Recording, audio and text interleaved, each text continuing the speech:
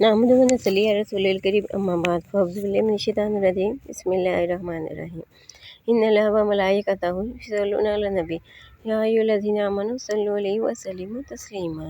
बेशक अल्लाह ताला और उसके फरिश्ते नबी मुकर्रम सल्लल्लाहु अलैहि वसल्लम पर दुरूद भेजते हैं। ऐ ईमान वालों, तुम भी आप सल्लल्लाहु अलैहि वसल्लम पर बहुत दुरूद भेजा करो, सलाम भेजा करो।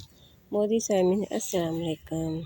हमारा आज का मौजू है शेख अब्दुल कादिर जिलानी रहमतुल्लाह अलैह के वालिद सैयद अबू स्वाले मूसा जंगी और सेब का वाक़या।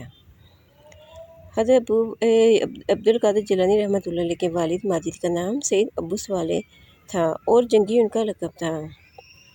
जंगी लक़ब इस वजह से था कि वो जंग को महबूब समझते थे, नफ्स से हमेशा जहाद फरमाते थे और हर वक्त नफ्स कशी को पसंद फरमाते थे। आप रहमतुल्लाह अलैह दरिया के किनारे रहते थे। आप मेहनत मजदूरी करके अपनी गुज़र बसर करते थे, हराम चीज़ से हमेशा परहेज़ करते थे। आपको बातें लाई का बहुत शौक़ था। एक दिन आप बीमार हो गए, आपके पास खाने को कुछ ना था क्योंकि आप मेहनत मजदूरी करने के काबिल ना थे। बीमारी की हालत में आपने देखा कि नदी से एक सेब बहता हुआ आ रहा है। आपने उस सेब को पकड़ा और खा लिया। आपने जब सेब खा लिया तो आपको इसके बाद पेशेमानी महसूस हुई कि मैंने सेब को बगैर जायज़ के खा लिया है। आप नदी के साथ साथ चलने लगे कि देखो सेब कहाँ से आया है।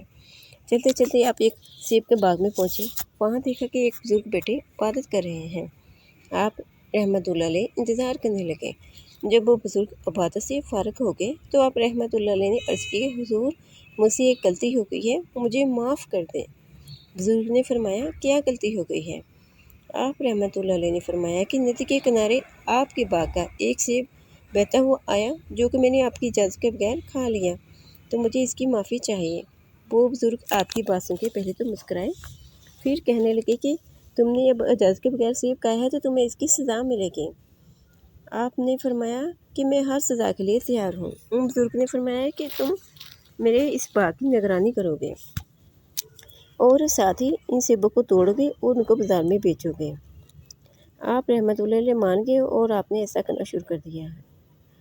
ऐसा करते हुए आपको काफ़ी साल हो गए। वो बुज़ुर्ग आपकी निगरानी भी साथ साथ करते थे कि आप क्या कर रहे हैं।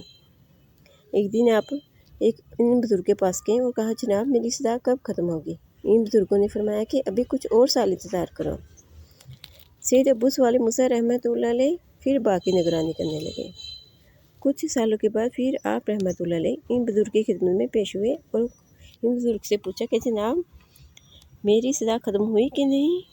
इन बुज़ुर्गों ने फरमाया कि तुम्हारी सज़ा तो ख़त्म हो गई है, लेकिन उसके अलावा एक और सज़ा है जो तुम्हारी मुंतज़िर है। वो ये कि मेरी एक औलाद है, यानी मेरी एक बेटी है जो मुँह से गूंगी है, आंखों से अंधी है और पाँव से पाहद है। वो जवान हो चुकी है। तुम्हारी सज़ा ये है कि तुम इससे शादी करो। हज़रत सैयद अबू स्वाले मूसा रहमतुल्लाह अलैह मान गए।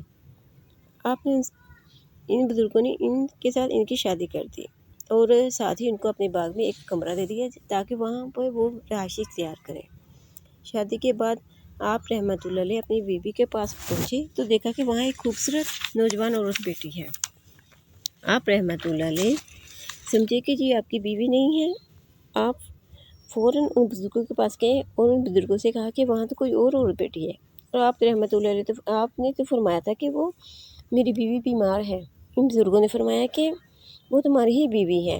बुज़ुर्गों ने कहा कि वो आंखों से अंधी इसलिए है क्योंकि उसे आज तक किसी नामहरम से नहीं देखा और कानों से बहरी इसलिए है क्योंकि उसे अभी तक किसी नामहरम से हम कलामी नहीं की। ज़ुबान से गूंगी इसलिए है क्योंकि इसने कभी नामहरम से बात नहीं की और पाँव से पाहद इसलिए है कि आज तक वो पाँव से चलकर किसी नामहरम तक नहीं गए। वो आबदा है और अल्लाह की नेक बंदी है, इबादत में हमेशा मशगूल रहती है। तुम बहुत खुशकिस्मत हो कि तुम्हें ऐसी दुल्हन मिली और वो भी बहुत खुशकिस्मत है क्योंकि उसे तुम जैसा सवाली इंसान मिला। इसके बाद उन बुज़ुर्गों ने इस जोड़े को मुबारकबाद दी कि और साथ दुआ दी कि अल्लाह ताला हमेशा तुम लोगों को खुशहाल रखे। इसके बाद अल्लाह ताला ने इस नेक जोड़े को शेख अब्दुल कादिर जिलानी रहमतुल्लाह जैसा नेक बेटा अता फरमाया। आखिर में अल्लाह ताला से दुआ है कि हमें भी इन मुबारक जोड़े की तरह अल्लाह ताला खुशहाली अता फरमाए, ज़्यादा से ज़्यादा इबादत करने की तौफीक अता फरमाए और ज़्यादा से ज़्यादा दुरूद सलाम पढ़ने की तौफीक अता फरमाए। आमीन सुम्मा आमीन बिजाहिल नबील अमीन करीम सल्लल्लाहु अलैहि व आला अलैहि वसल्लम।